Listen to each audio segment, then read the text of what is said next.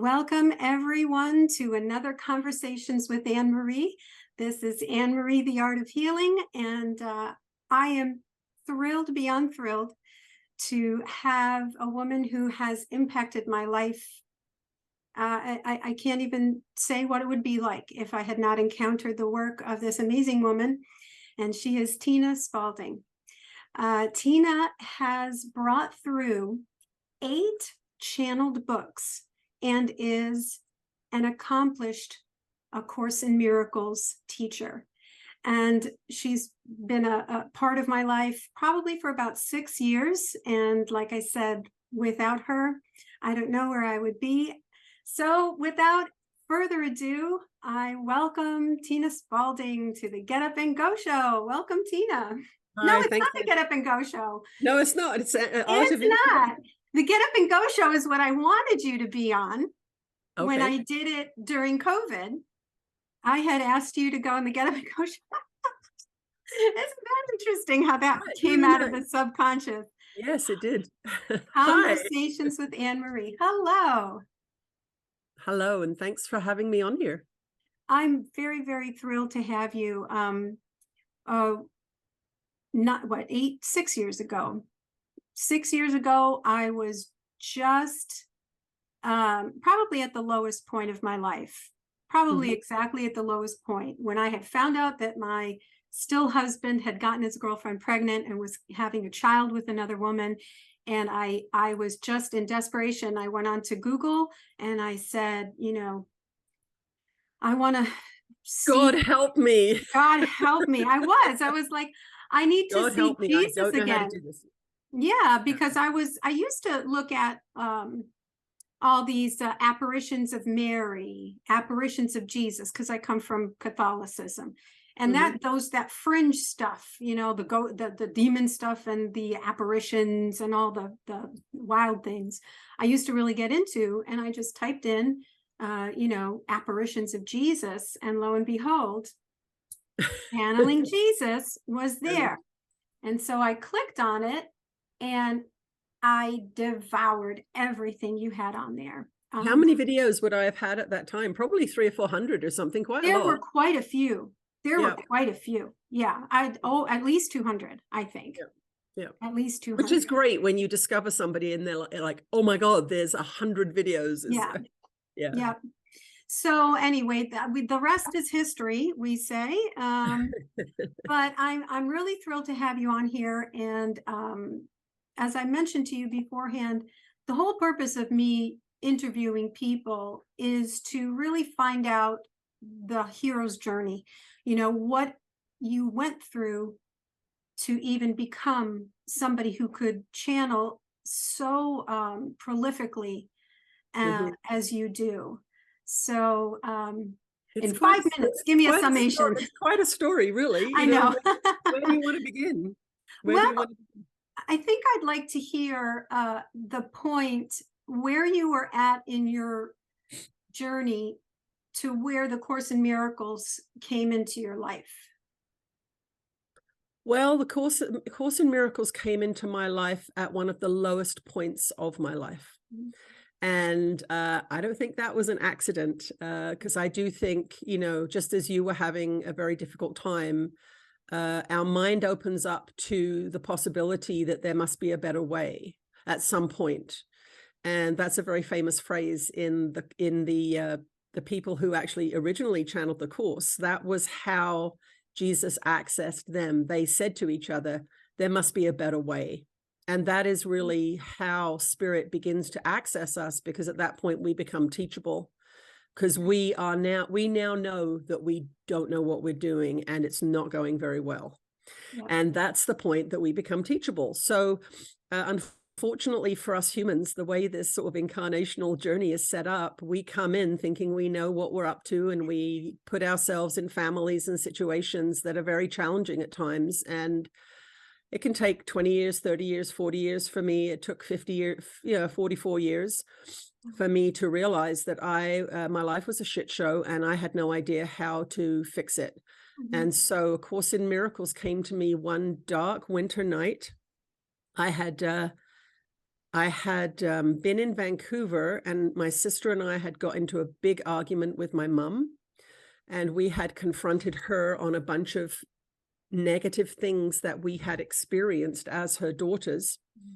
And I was meant to drive up to the interior. I was separated from my sons at this time. They were living with their dad.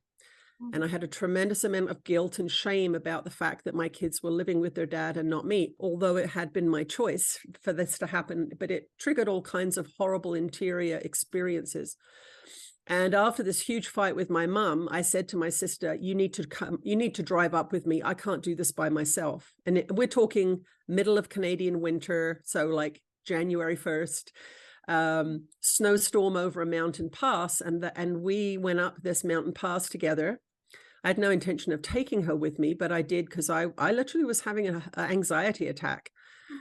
So we followed a snowplow up this crazy, it's called the Coquihalla Pass. It's a high mountain pass, heavy snow. They should have probably closed it, but you know, here I am, I'm going to go see my kids. And we got to the top of the mountain pass and stopped in at what you would call a Barnes and Noble. It was called Chapters at the time, big bookstore. And my sister and I went in there. I think I grabbed a coffee. She went in, and I was sitting in the car, and she came out and she plonked this big blue book on my lap and said, I'm not sure why I bought this. You should read it. And it was A Course in Miracles. Wow. So it was very interesting that it wasn't me that was guided to buy it, but there it was. It literally was plopped in my lap. And I had never heard of it. I didn't know what it was. I had no idea that it was a channeled book. I love channeled material, have always loved channeled material. So I did, but I didn't know it was a channeled book. I was just like, okay, whatever, we've got to keep driving. So I went to my ex-husband's house. My kids were there. I was filled with guilt, and my boys were growing into teenagers, and I was missing it. And I didn't know how to fix that problem. Anyway, I started reading a course that week that I was there to be with them. And I started to immediately feel a shift in my consciousness.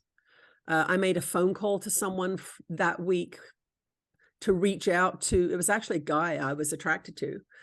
I reached out to, and I would never have done that before. Like, it was a weird thing for me to do.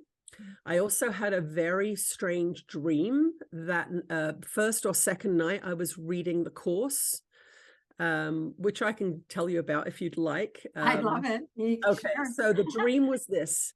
There was like a little monster guy in space by himself. So he looked like a potato or something like that. And he was very scared and very alone, and had kind of long, thin arms. And he was just kind of hugging himself. And he thought, why do I have arms? Because nothing's happening here. And he decided to reach out his arms.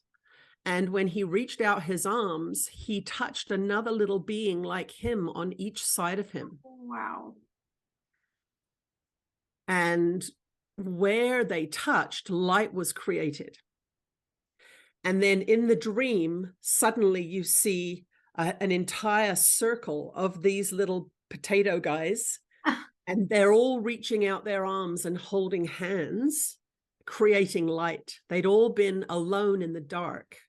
Now, what an amazing vision it was. It was like, that's A Course in Miracles in a nutshell right there. We're alone in the dark. We're little potato people wondering why the hell we're here.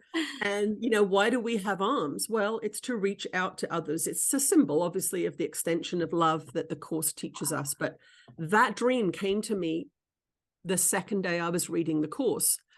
I also felt actual physical things in my head. Wow. Now, I didn't know that it was the book. I was just like visiting my kids. It was a difficult time, but I was having these experiences and thinking, I wasn't really thinking anything, I don't think. I didn't associate it with the book until about 3 or 4 weeks later, when I had 2 out-of-body experiences. Now, I'd never had an out-of-body experience. So I go home after I've done this Christmas trip riddled with guilt. I was in a lot of emotional pain about this decision I'd made. And now I'm doing the lessons of the Course in Miracles. The book has come into my life. So I was laying on my bed, and I'd done my lesson. And what I was actually saying, I was laying on my back and with my eyes closed, and I was saying, I love you and I trust you. And I was talking to God. I love you and I trust you. So I was saying this over and over again. Now my eyes were closed, and I had this, my astral form, my consciousness left my body. It was hurtling up high speed. I could even, which is weird now, I could feel like clouds brushing my face, like moisture of clouds.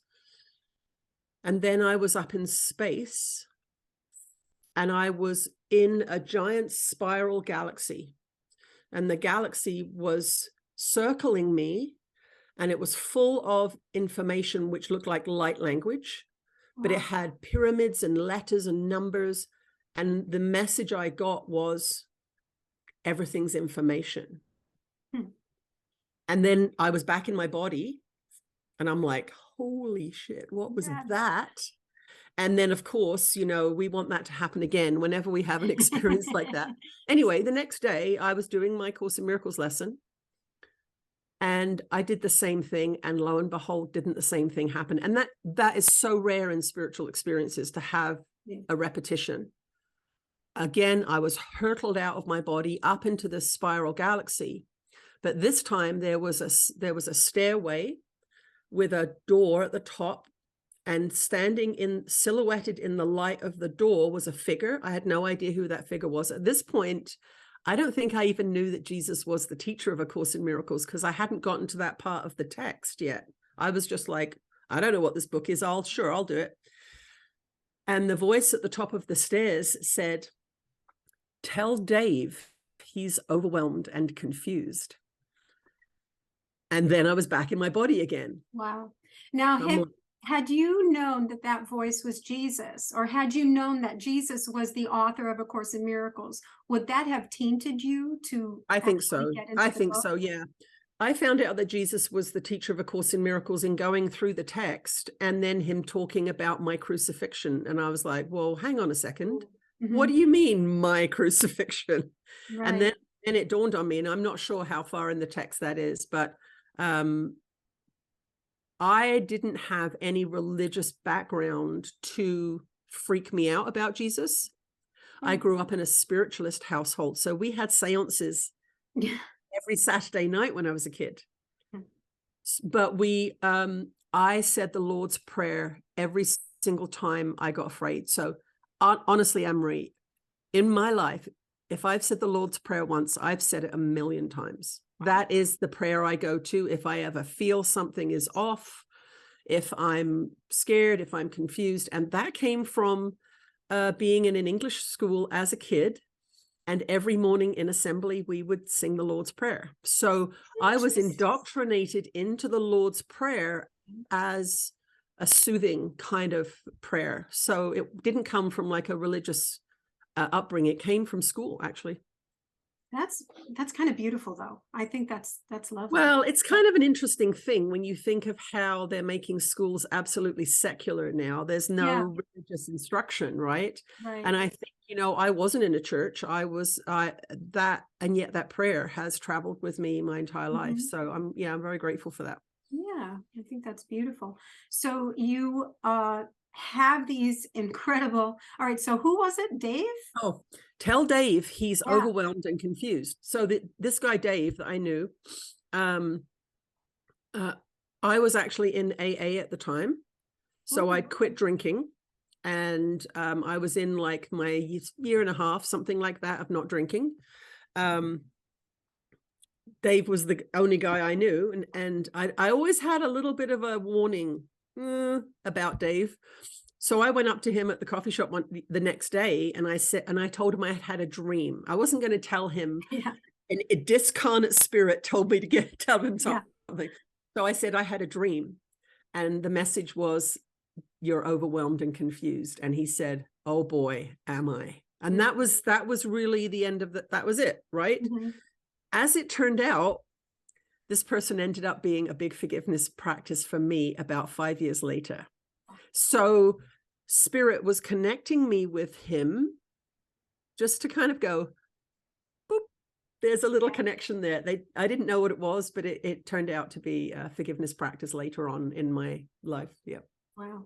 So let's talk about forgiveness practices, because that's kind of like the core thing. You have to forgive in order to release all this trauma that you hold I was within going to you. say, Anne Marie, you do realize that we could sit here and talk for 5 hours.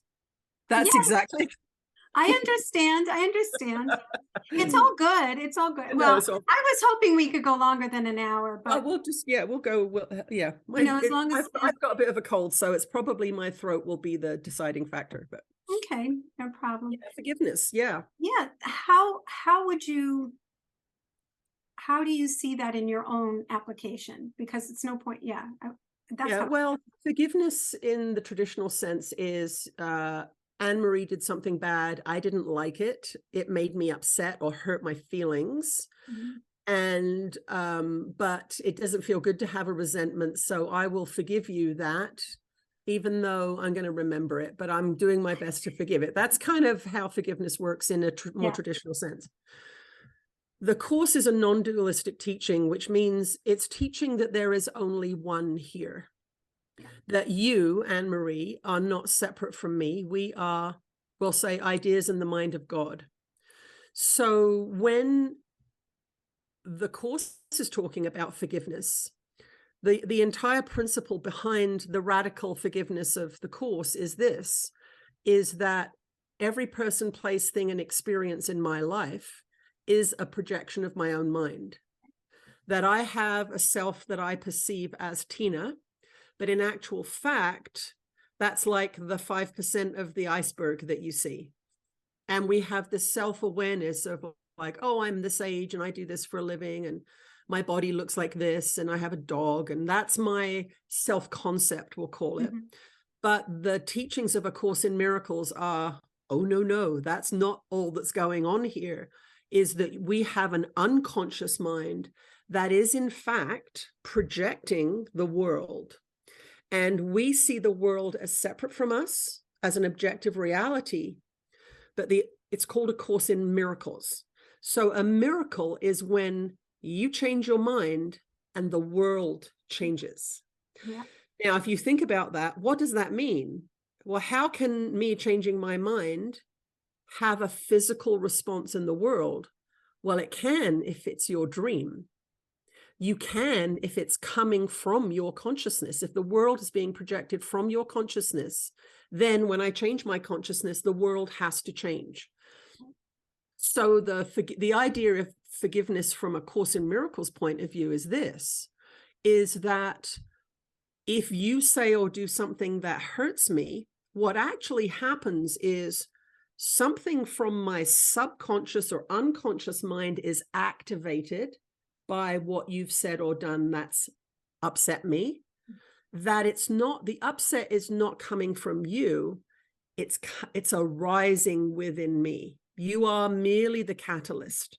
That's it. You're the catalyst for me getting to experience part of the subterranean part of my mind. So, for example, if you said something that offended me in some way, a traditional reaction, egoic reaction would be, you shouldn't have said that, you're mean, you've hurt my feelings.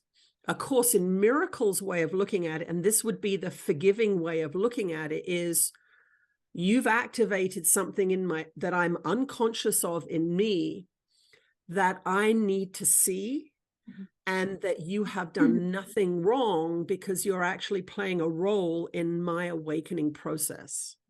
And you're not playing it as a separate person, you're playing it as a character in my dream. So just as we have nighttime dreams, if you think about a nighttime dream, your eyes are closed, and yet there's all these characters and there's feelings and there's excitement and fear, and you can be attracted to somebody in your dream, and you wake up and you're like, oh my God, that was so real. Holy cow. And you've got the feelings, right? So we understand that we can actually see things without our eyes. What is going on there, right? The mind is creating a dream, but we are able to fully participate in it. And that's the clue of what's actually happening in this other reality, is that we're doing the same thing, but it's a different level of dreaming, basically. And that all of the characters in your nighttime dream are in your own mind. They're generated by your own mind, right? We understand that. It's all taking place in our heads and we're in our bed, right? So our ex-husbands or whoever we dream about is not actually there. They're in our mind. And so this other level of dreaming is, you are a character in my dream. And whatever you bring up in me that I don't like, instead of blaming you, which is the ego's way of dealing with it and keeping separation going, as a Course in Miracles student, I go inside and I say, what have I just been shown about my unconscious mind? The principle of forgiveness is this, is that eventually, if you keep practicing this idea that these shadow aspects are in us and you bring them up to the light and see what's going on, that eventually the projection of the world will end, not in death, but in awakening. And the book, The Disappearance of the Universe, that's what that title means. That's an excellent book for anyone who wants to understand the Course and how it works. So that's the idea of escaping the karmic circle of life after life after life, the trials and tribulations of this place. Jesus has given this book to us, this practice of forgiveness, and helping us understand what's actually happening here, so that we can escape this karmic cycle and the trials and tribulations of being in a body and being a human and getting sick and old and all that bullshit stuff that happens here. Yeah. No kidding. It's very challenging, right? It's very challenging for us all to be separated, seemingly separated humans. So that's the principle through this forgiveness practice. Some people call it quantum forgiveness, because you change your mind, the world changes. It's not a linear thing. It's a miraculous thing. Yeah, that's kind of the principle behind it, which sounds very, very complicated. But what it comes down to is, you're never upset for the reason you think. People who piss you off are gifts. Right. And it is a practice. At first, it's the last thing you want to do. It's awful in the beginning. It's because you have to look at yourself. It's because you're looking at yourself and saying, okay, if this person is upsetting me so much, what exactly am I holding within me? What kind of misbeliefs, what kind of darkness am I holding within me if my world looks so dark? Yeah. So that's the whole scary part of it. And I remember early on when, I used to see having a hand mirror. You're holding up the hand mirror and you're looking at yourself instead of whatever it is that that's projected out there, whatever situation. You have to hold that hand mirror up and look right back at yourself with all your warts and all the problems and that you're holding deep within you. My big thing right now is like chemtrails. Or because honestly, they're my forgiveness practice. I'm in Sedona. They're mine too, because they're in your face. I've got a hair that's bugging me. Okay, it's gone. I actually look up in the sky and I go, don't get angry at them. That's your forgiveness practice, Tina. Learn to be neutral. Yeah. So that I am not seeing something outside of myself as attacking me. That's really, anything can be your forgiveness practice. And the linear, logical 3D person would say, well, that's ridiculous. Forgiving chemtrails is not going to stop them. But this is the principle behind A Course in Miracles, is if I change my mind about chemtrails, something about chemtrails will change. Right. Something very important that you either channeled or made sure we understood was, no, you certainly channeled it, that once we stop giving our attention and our belief into a system, whether it be medical, governmental, whatever it is, because we are withdrawing our energy, it has nothing to support itself. Yes. So it begins to crack and collapse. Yeah. Um, And if you think of it as part of your nightmare, let's say the COVID experience and all of those restrictions is like, it's no longer a dream, it's a nightmare, right? mm-hmm. If many of us, I'll speak for myself, got a lot of unconscious things activated during that time because we'd never seen anything like this. We'd never experienced anything like this. Mm-hmm. And so in actual fact, if you understand that an outside situation has triggered something from the subterranean part of your consciousness, the part that you're unaware of, it's an amazing opportunity, if you understand how these principles work, to evolve and to bring something that's unconscious conscious. So for example, during COVID, I had never had the experience of kind of being a refugee because I came into the United States for 6 months. I'm allowed to do that as a Canadian. But during that winter, I didn't know if I was going to be able to go back. I didn't know what was going to happen because of border controls and testing and all kinds of things going on in Canada. So the COVID experience gave me a new experience with what is it like to be a refugee and what happens if you can't go home. I'd never experienced that as a Western white person. I'd never experienced it. So that brought up a whole bunch of emotional stuff. And then the trucker thing happened in Canada, which, oh my God, I cried for a week. But this is deep stuff that I'd never experienced before. But fortunately, because I'd have the training of A Course in Miracles for these years, I kind of knew what was happening. I knew that the unconscious had been triggered. It was all surfacing. And beliefs and ideas and fears, now I was experiencing them in real time. But because of the mind training that I've been through, I could kind of manage. I mean, I was a basket case for a week because of the truckers. I just cried. I was so happy to see people standing up for freedom. I just didn't think I was going to see it. But it brought up all kinds of feelings about home and about courage and about bravery and what's right. I'd never had these experiences before. But if you think about it, well, the dream now is making me activate some of this subterranean stuff. And they call this ascension madness. This is what is happening to the world. This craziness that we're seeing is that the dream is becoming more and more intense. It's activating more and more of our unconscious minds. And most people have no clue what's happening.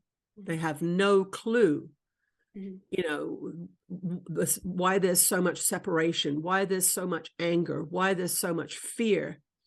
And this is one of the reasons why they brought Ananda and Jesus came through, Ananda 10 years ago, Jesus 9 years ago, to bring these books and this teaching and these videos through for this time. So that there would be a body of work that people could go to that would help them understand what the hell is going on. It's absolutely fascinating. I've been finding, for me, COVID was like an answer to prayer, believe it or not. I had gotten a classroom for the first time in 3 years. So I was in a new school and I had going into classrooms and teaching art in the classroom.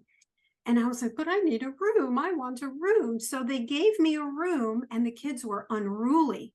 They didn't know how to behave in my presence outside of their classroom, which gave them, they were in like a little cocoon of energy, a cocoon of behavioring. Yeah. And then once they got into this big art room, they're like, woohoo! I was like, who are you? Like, who are these children? I've been teaching you for 3 years. Don't you remember me? Like, no. And I was like, God, find me a solution. I was just like, give me a solution, please. And then COVID happened. I'm like, cool. Oh my God, I get to stay home. Oh, I'm so excited, you know. So, but it set a ball rolling for me. Yes. It set a ball that if I knew what I was asking for, I wouldn't have asked for it. No, well, that's the thing, right? Like if we Yeah, had known, like if I had known what was coming when I picked up that blue book, it would have been way too scary, yeah. I way was, too much. it was, I mean, it's really gotten me right here to where I am now. Yep. I released from that system. I released completely from New York, Yep. and I sold the house that I adored and loved. And I still refer to it as losing it, Yeah. so I have a lot of work to do with Yeah. my feeling of what is home and Hmm. who am I, Yeah. you know, as a Yeah. woman, my age, with my experience and my life experience, I'm back into my old high school room, my old college room. I don't own a house anymore. I mean, I own this house with my mother, but this is not my house. No. No way. So But it's the like, thing is, you've got to oh, think about it. You've had that experience of having a house. yeah. You know the liabilities and the time and the money and the effort that it puts into Mhm. maintaining a home. Yeah. You are in a different phase of your consciousness evolution now. And truthfully, a home probably would be more of a liability for you because you've got this freedom now to travel and to try new things. And it doesn't mean you're not going to have your own home at some point in the future. Right. But in this time when you're really evolving really quickly, Mhm. it's probably more of a liability. And spirit may have said, we're going to take that away right now because she needs all of this other stuff that a house doesn't necessarily bring. Right. So for me, I got my first home that I owned 3 years ago. Now I'm 64. So I was 61 when I got my home for the first time. And that was because it was more beneficial for me not to have a home for all those years because it allowed me to be free. Right. Free to not have a proper job. I was a working artist. So I couldn't get a mortgage, bank wouldn't give me one. But I got to live this sort of semi-retired life since I was 30. Right. And I would watch people who had houses and mortgages, and I'd be like, that doesn't look like much fun to me because they couldn't choose anything different. Mhm. I went back to school. I drove to Mexico with a friend a couple of times. There were tons of things that I did because I didn't have a house. Now I have a house, Mhm. and the $7,000 tax bill comes in, right? Right. So I'm having a new experience of having a house, and I can see that it's not debilitating for me because I've created this my work and the books and all of that stuff. But I think I had to not have a house to do those things. Right. Right. Let me ask you, how much do you think our experience is really our free will versus God. what spirit really wants us to experience? Because Um, I feel like spirit is just like, really more in control than we mhm. personally are. But you have to remember, we're doing A Course in Miracles. We are Mhm. telling Jesus by doing A Course in Miracles that we give him permission to remove everything that's unloving from our That's true. consciousness. That's true. So I've always felt A Course in Miracles should have a big warning label on it Right. that says, Right. beyond here, there be dragons, Oh. I think doing that, that's the thing we have to understand is that we are giving Jesus permission to remove from our life everything that is not loving and remove Mhm. from our minds everything is not loving. And how does he do that? He has to show it to us first. We have to see it first. Mhm. Now, when people go start the Course in Miracles, everyone thinks they're kind and generous and lovely. That's how you start. You think, oh, yeah, I might be a bit short-tempered here or there, but whatever.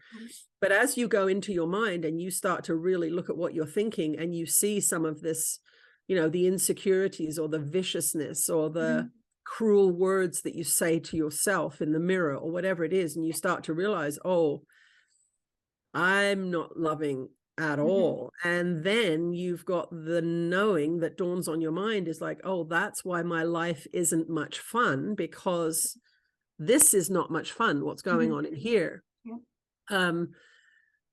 I There's recently a brought. meme out, Yeah. there's a meme out and it says, it's a picture on a roller coaster.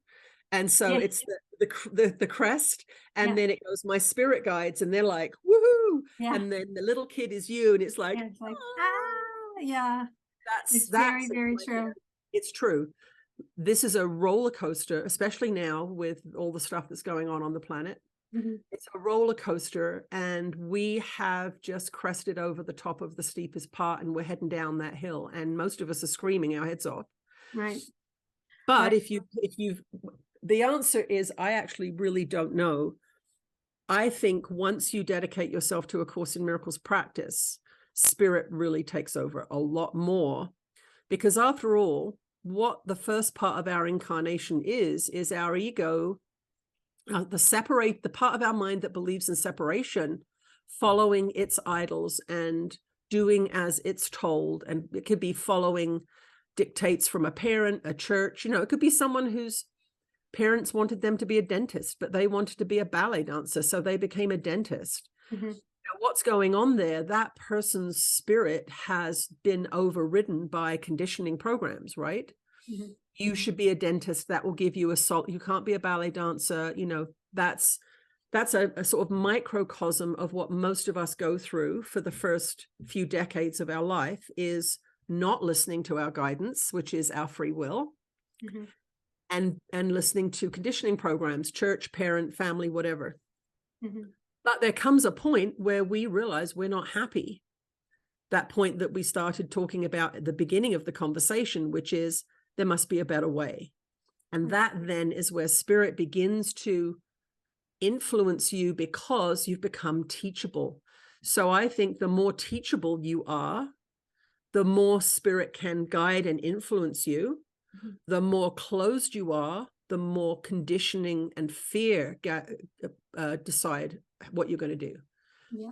So it's a split mind. This is what the Course talks about. We have a split mind. It's actually demonstrated in our brains. Our brains are split. The hemispheres, right? The hemispheres. And the split mind, one part of the mind is guided by spirit, God, Jesus, however you want to word it. The other part of our mind is separation focused, fear driven, and conditioned. So you've got these two aspects, and we're right in the middle. And when you make a decision, you're either leaping into the Holy Spirit's thought system, which is loving and creative and expanding, or you're heading into the ego's thought system, which is fear-driven, limiting, separation-focused, death, sickness, all of those things lurk in there. So that's the power of the mind, is one decision can put you into the ego's thought system or the Holy Spirit's thought system. And this is why mind training, as taught in the Course, is so important, is one thought can create hell. One thought can move you into a thought system that is completely unloving and insane. And if you don't know what you're thinking, you don't know why you're feeling so bad. You have no idea why you're feeling so bad. Yes. And it's not brilliant. It's simple, but not easy, right? Like, how do you monitor all of your thoughts? I mean, I can have a hateful thought about myself in some way, shape, or form, and immediately I will feel not so good. Now, the mistake we make, that most people make, is if you have a hateful thought and you start to feel yucky, you think it's because it's true. Right. And this is one of the great confusions, is when you feel yucky, you're off track, you're wrong, you're looking at it incorrectly. Can you change that thought into something more loving? You will feel a sense of relief if you change the thought, and then that thought will bring another thought that's more loving. So it's really this sort of teeter-totter thing that we're doing all the time. I remember being a kid and standing in the middle of the teeter-totter, and wherever I leant, right, made it go. And that's what we're doing with our thoughts. The trouble is, most people have no clue what they're thinking. Right. They think their feelings are true, and in a sense they are really feeling something, but like mixed emotions, confusion, not knowing which way to turn. What's happening when you're all discombobulated like that is that you're hopping from one thought system to the other, not knowing that that's what you're doing. So one day you feel bad, the next day you feel, oh, I'm going to write a book. The next day you think, oh, I'm too old. The next day you think, oh, that book is so good. And you've got all of this mixed emotions, but you don't know why. And this is why I love the course so much, and why I started doing the teachings. Was the fundamental truth is people don't need to suffer, but they don't know. They don't need to suffer. They don't know that they don't need to suffer. Right. They don't. When was it that you looked at your life and said, oh my gosh, things have changed, and they've changed because I've been consistent with the course. I can see benefits. Like, when was that first time that you're like, oh gosh, things are getting better? I found the first few years of doing the course really challenging, because you go from blaming to understanding, the self-responsibility part of it. And what I saw happen in the first few years of me doing the course was I started to have periods of peace. I'd never experienced peace of mind in my entire life. Never. I didn't know what it was. I was like, nothing's happening in my head. What is going on? And it could be for an hour or 2 hours or something. And I'd be like, there's no thoughts going on in here. And I'd be like, oh, it's this blue book I'm reading. That's how it started with me, because so I had a very unusual experience with the course. I had no computer, no TV, no phone. So when this book was put in my lap, I didn't know what it was. I didn't know that there were Course in Miracles teachers all over the world. I had no clue what I was doing. So I had a very pristine experience with this book. No expectations, no understanding of the power of it. I didn't know anything about it. I didn't do any research. I just started to read it and had these strange experiences started happening. So 3 weeks in, I knew the book was doing something because of these out-of-body experience. I was like, that's that blue book. It's this blue book. This has never happened before. But what happened in those first few years was all of my shit started to surface. And boy, did I have a lot. I had so much. And it wasn't until year 6, believe it or not, that I hit such a bottom with my distorted beliefs that I truly 100% surrendered to the course. And I had a dark night of the soul and an amazing spiritual experience one night. And the next morning I said to Jesus, I said, I will do anything you give me to do. And I meant it. So that was 6 years in. But that 6 years, I read the course all the time. I was reading it 2, 3, 4 hours a day. I would dedicate Sunday to the course. So I wasn't just dabbling in it for that 6 years, but I was starting to be shown the crazy mind, the distortions, the judgments. So it wasn't like, oh, you do the course. And as you know, you don't just pick up the course and like, oh, it's all rainbows. No, it's not.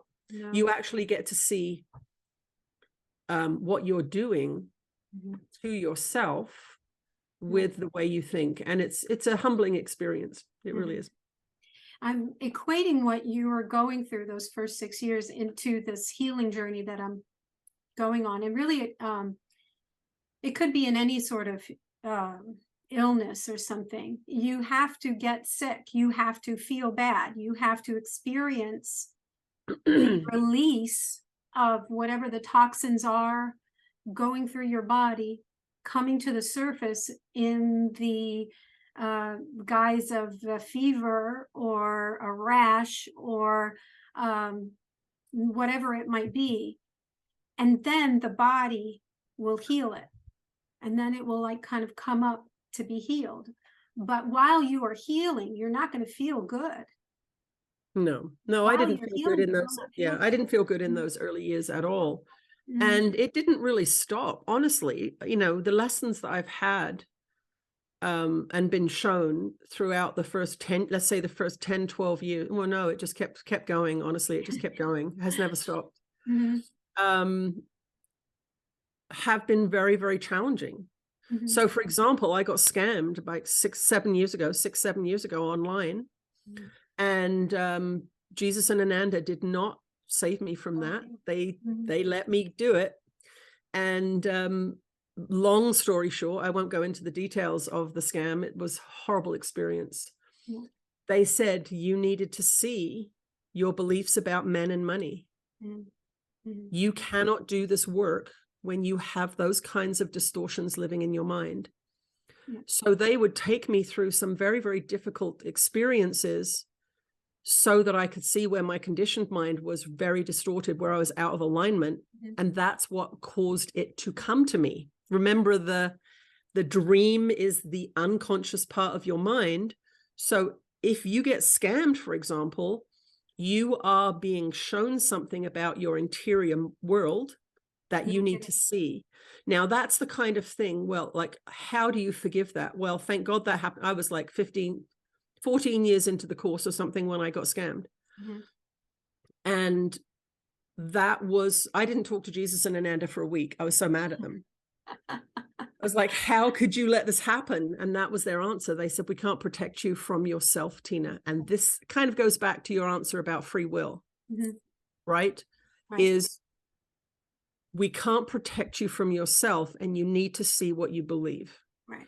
And that is something that I think is going on now with the post-COVID world, or the continuing COVID world, Mhm. where, depending on where you live, Mhm. is you get to believe what everyone sees. You get to see what everyone believes in. Mhm.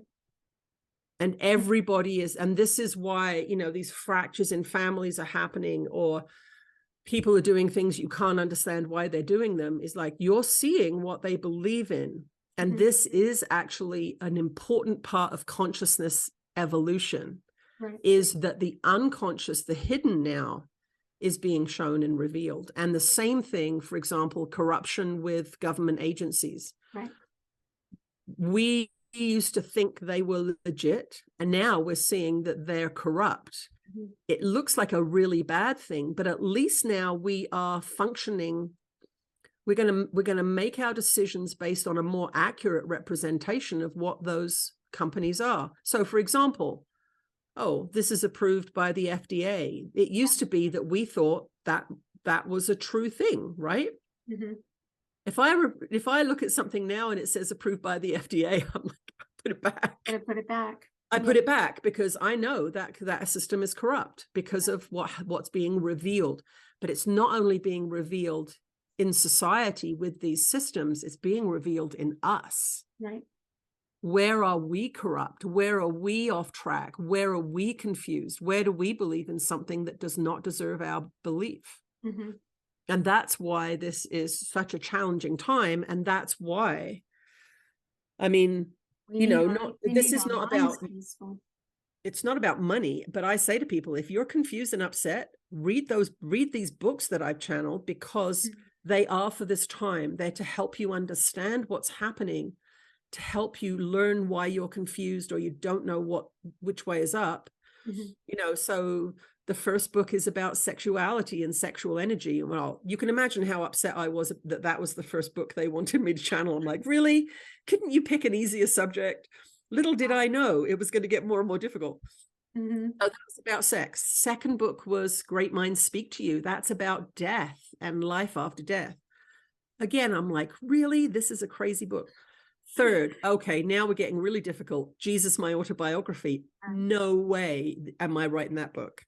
So it's been this, every book that's come through has triggered all of my beliefs about those subjects. Right. So each time I channeled a book about sex, death, religion, whatever it was, my subconscious would get activated, and I'd have to go through a whole process, a psychological process of, how do I handle bringing this material through? Like, what does this mean? You know, when you channel Jesus, my autobiography, let me tell you, it's kind of a psychological journey. It really is. I thought I would be, when he asked me to do it, the morning he asked me to do it, I remember I was sitting in a house sit. It was a beautiful waterfront house. I was house sitting. That's another word for homeless, by the way, when you're, I was house sitting. And he said, I want you to write my autobiography. You need to think about it. And what came up was fear of the Catholic Church and fear of government.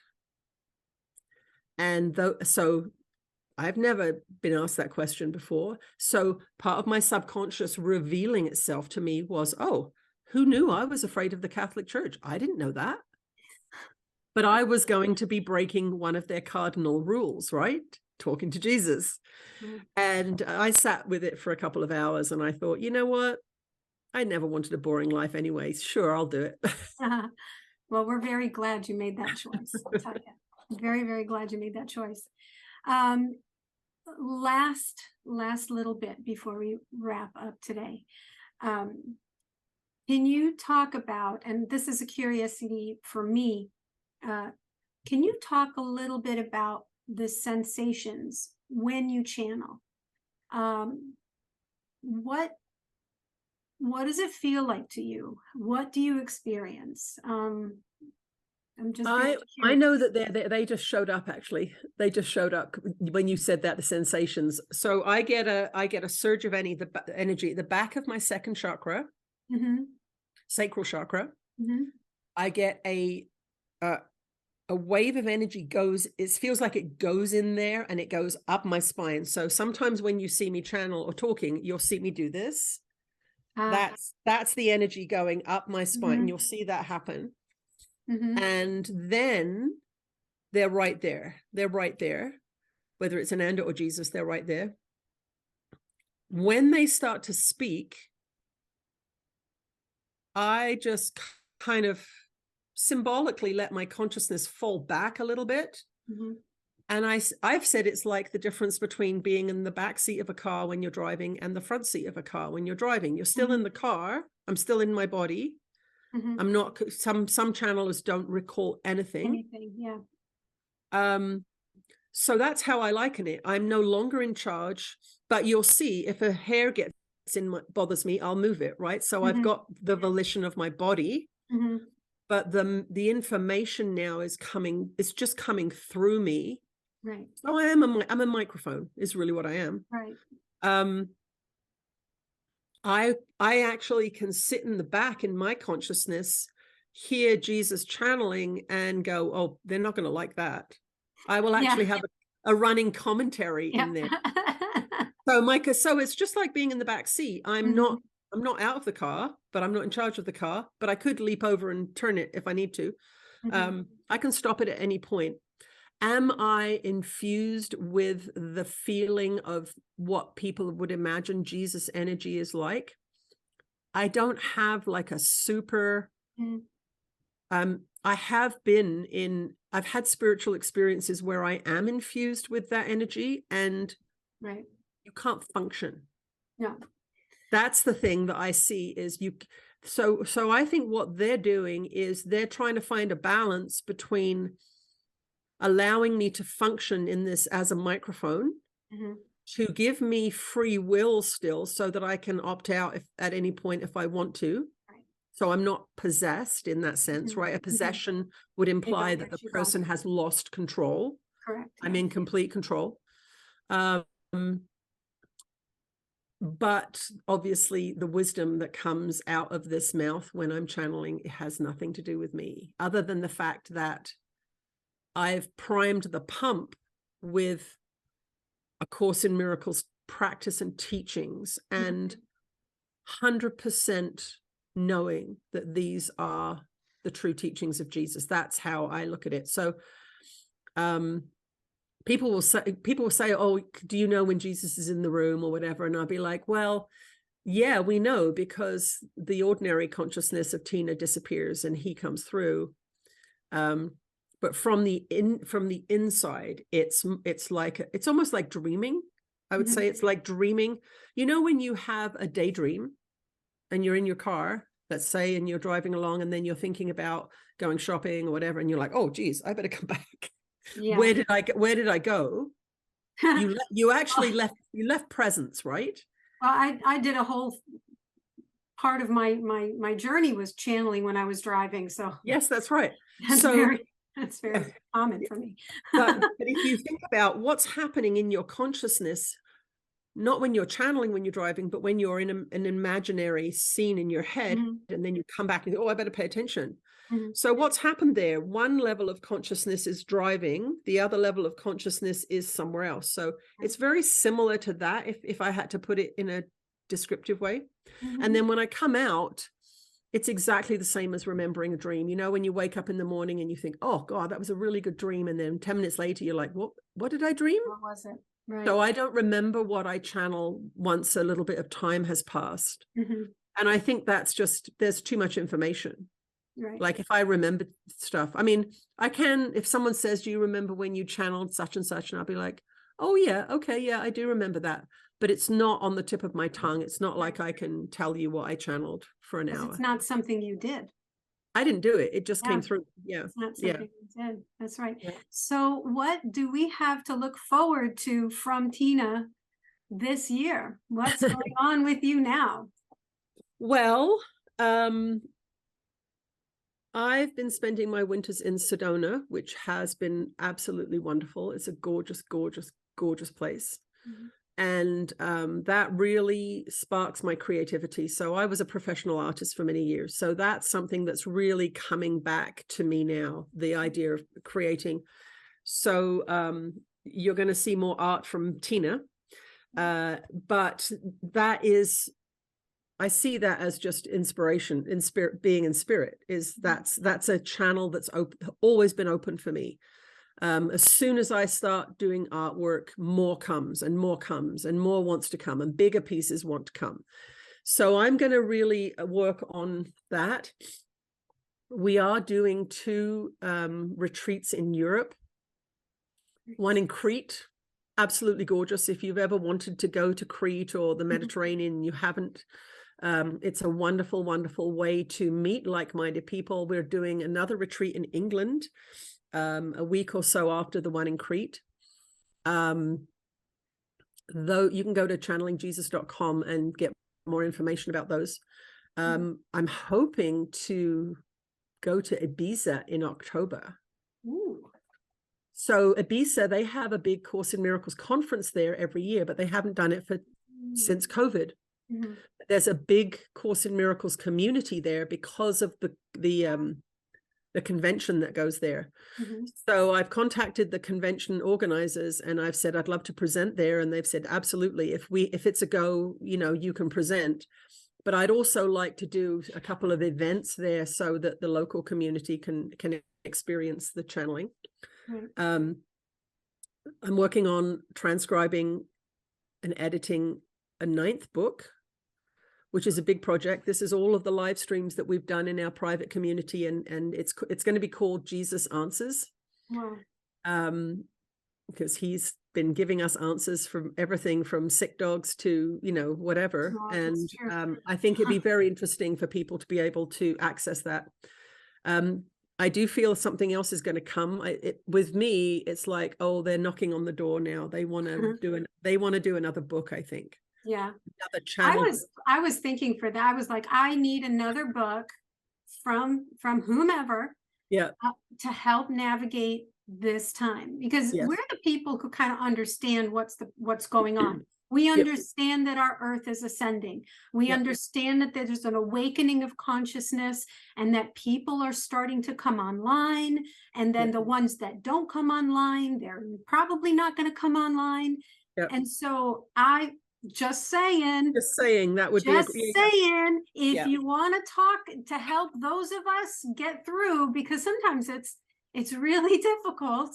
It's really difficult. And we don't have so many, you know, like when I look at the early books, those were the foundational bricks of like, oh, this is what's happening, or that's what that means in preparation, right? I'm getting shaken up right now. Ooh, they're coming in. Okay, do you want to channel? Do you want me?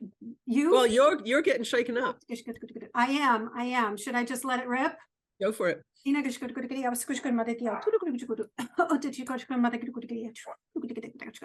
Welcome, dear ones. We are Ra. We are the Ra Collective. We have been patiently waiting in the wings, watching our dear ones communicate to each other through this beautiful medium. we are here to give you a little bit of what our dear one needs. Now, she believes that you are left alone, that you are literally just swimming, trying to keep your heads above water, which is very common, and you do feel that way. Oftentimes, you do feel that way. Just remember, please, just remember that you are being held up. You are being held up over the water. You will not drown. Keep going and keep loving and keep healing and keep dreaming. You must have faith and continue this beautiful process. You may seem like the water is getting close to your nostrils. You may take a gulp of water every now and then, but do not give up hope. It is the time you were born for. Each and every one of you were born for this time. We are grateful that the beautiful soul known as Tina accepted the gift, accepted the invitation from our brother Jesus, from our brothers and sisters Ananda, that she took upon herself and was open enough and gave that, yes, I'm jumping into the pool. Do not feel like you are going to drown, dear beautiful souls. And we speak to our dear one first as we speak to all of you. Do not fear. Keep going and really, truly understand, as was mentioned before, if you envision it, if you let it flow over you, and we talk to the triggers of your day, if you allow it to flow over you and not let it stick to you and not let it make you feel like you are fighting or as was stated earlier, being poisoned from above, do not fear. You are changing. You are changing the world by your thoughts and your beliefs, and you are changing your world by your forgivenesses. Keep going, dear beautiful souls. We are Ra, we are the Ra Collective, and we leave you now. I would say that's the perfect wrap up of the whole conversation. That is the point. We aren't alone. Everything's going to be okay. We came here for this, and we're far braver and more creative and innovative than we know.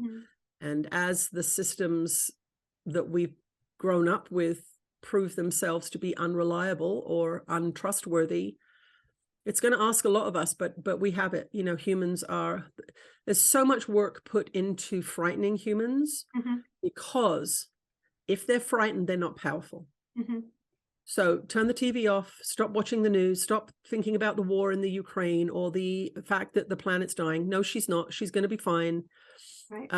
Follow your heart, do your own creativity, whatever that is, and trust that life will reveal to you everything that you need to see. However, you do need a handbook to understand what's going on. And that to me is what A Course in Miracles is. It's the handbook, how the body works, how the mind works, why this world's a crazy place. It tells you why everything is the way it is and gives you a way out. It's a very optimistic and powerful transformative process. And I would not be alive without it. I have no doubt in my mind that I would not have made it through the last 20 years without it. So if you're struggling and you don't think you're going to make it, go buy the course and do it. And do it. Do you feel any nudging around you? Oh, would you like me to channel? Are you kidding? Okay. Of course. Let's see what Jesus has to say.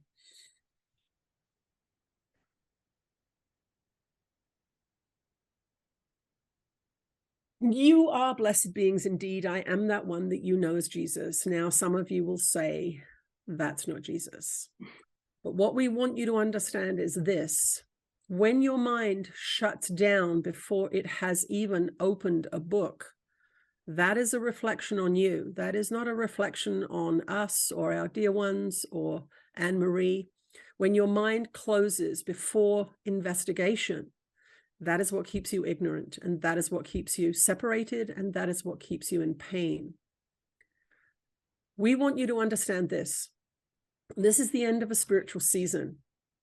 What that means is that everything that's unconscious in you, that you are unaware of, that you're afraid of, that you don't want to deal with, is going to rise to the surface in the coming months and years. It is not optional. It is what you would call the final exam. When you come to the end of grade 12, if you have done your homework, you can pass the final exam and you can move on to the next level of education. If you fail your grade 12 because you didn't hand your assignments in, you were smoking behind the gym, whatever it was you were up to, then you are not going to get that certification, and you are going to be given an option. Would you like to repeat? That's what's happening at the end of this spiritual season. Some will say that's very judgmental. Oh no, it's very loving. You're going to be given the opportunity to try again, to choose again. There is no going to hell. There is no eternal punishment. You are going to be given the opportunity to try again. Try again to do what? To clear your mind of unloving ideas. That is what the ascension process is about, and that is what is happening at the end of this spiritual season. And that is why so many things are changing. That is why so many things seem to be breaking. So many things seem to be being revealed, because you need to see the truth, and you need to decide, am I going to align with the truth, or am I going to continue to delude myself with lies? So that is the crux of it all. You look out into the world and you see chaos, you see things changing, people losing their jobs, people getting sick, some people passing away. What's actually happening is the end of a spiritual season reconciliation. That's what's happening. Your ego will see this as fearful. Your soul will be excited at the opportunity to expand. So with this message that we have given you here today, if you feel fear, that shows you your attachment to the old, and A Course in Miracles is exactly what you need to let that go. If you feel excitement at the idea that becoming more loving is the ticket to get you on the train to the next level of consciousness, then you will be excited and you will know that you're on track. A Course in Miracles was brought through for this time. Why? Because in this time, if you do not own your mind, somebody else will. If you do not understand what's going on inside of you, your internal motivations, your conditioning programs, somebody else will be managing your mind for you. And when they manage your mind for you, that means they control your behavior, because your behavior comes from what you believe to be true about the world and people and your experience here. So if you want to be truly free, most of you think you are free, but you are in fact being controlled by conditioned beliefs and ideas. If you found yourself in the last year or two doing things that you didn't want to do, or responding in ways that made you go, give a second look, why did I do that? What's going on here? That's the clue that you have conditioned programs running your mind. So A Course in Miracles is for this time.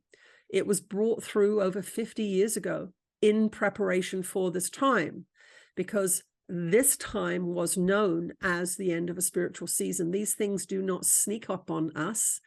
They sneak up on you because you're kept ignorant. You're not educated properly. You're not taught about wisdom and spiritual principles. You're given things like Gilligan's Island and Survivor to inform you. And so the ego is strengthened constantly by the miseducation of these powerful, powerful minds. Turn your televisions off, pick up A Course in Miracles, and change your life. Not for the worst, which some people think is happening, but to master the most powerful device in the universe, the human mind. You are the creator of your world, and collectively you are the creator of your collective experience. If you do not manage your mind, somebody else will, and they are. So understand that and act accordingly. Would you like to be truly free to choose? Would you like to live in a loving place? Then you must become free.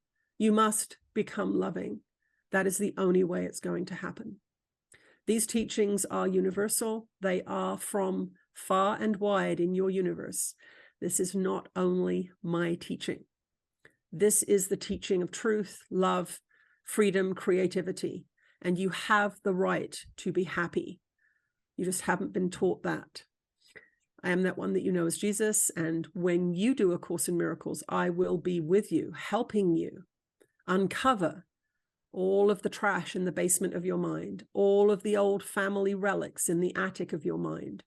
And you will clear out that detritus that is unconsciously controlling you and causing you to have mixed emotions, suffering, sickness. I am that one that you know as Jesus, and I will speak to you again soon. Thank you, Tina. It's fun. I've enjoyed it. Thank you so much for your time, and thank you for all that you've done. You know how much your work means to me and how much you mean to me, and it was a great pleasure to have you. I'd love to, if you ever have anything you want to chat about. Okay. I'm happy to chat with you. I would love to put this recording on my YouTube channel. So if you can give me access to the file, that would be great. And then I'll upload it onto my channel as well. No problemo. Okay. We'll put it on there. Okay. All right. Thanks, Anne-Marie. You're very welcome. And thank you everyone for sticking with us. This is one of my longer videos. I don't usually go this long, but in a case like this, we have to. I thank you for staying with us until the end. May you all be very blessed. And if you need Tina's information, it will be posted and linked below. So thank you, and see you. Thanks, Anne-Marie. Okay, I love you. Bye. Bye.